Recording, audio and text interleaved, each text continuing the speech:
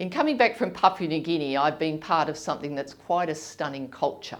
It's full of life, full of vibrancy, full of colour. You know the way that they do things around there.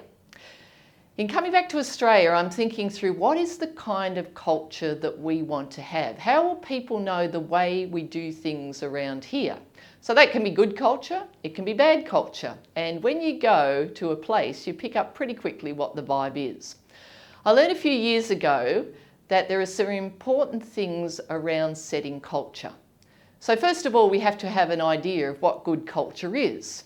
And in thinking about that, if I think about my heroes in the Salvation Army who had great culture, it helps me to identify what sort of culture we want. Culture of a gracious spirit, culture that takes risks, all kinds of things start to come to mind. So we need to define it.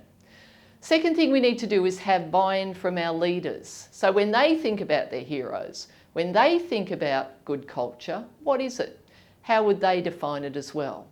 So I define it, I get buy-in from my leaders, then I have to live it. It's no good saying I have a culture of a gracious spirit and then I write dirty emails or I talk violently to someone. I better live it out. So it's really important that we define the behaviours around it. If it is a culture of a gracious spirit, what does that mean?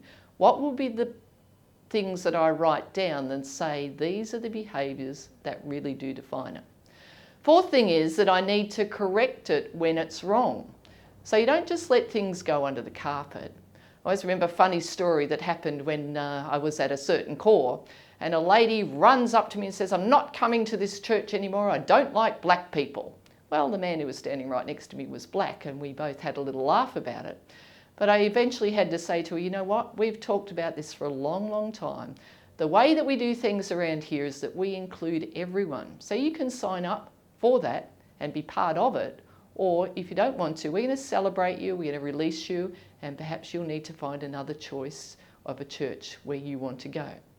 So we have to be brave enough to correct it when it's wrong, giving people every chance in the world to sign up to it. And then the next thing that we have to do is keep speaking it up again and again and again. Well, friends, there's some great culture in the Salvation Army right now. There's some pretty bad stuff. So how are you going to start to work through the culture where you are? This is the way we do things around here. These are the behaviours that define it. We will correct it when it's wrong. We will keep speaking it up, but together we'll make the difference. So I want you, where you are, to think these things through. Do something about it. Let's get to a place where we're proud to belong to the Salvation Army. Proud to say that we're the people of God who act this way where we are for the extension of God's kingdom. Bless you as you do.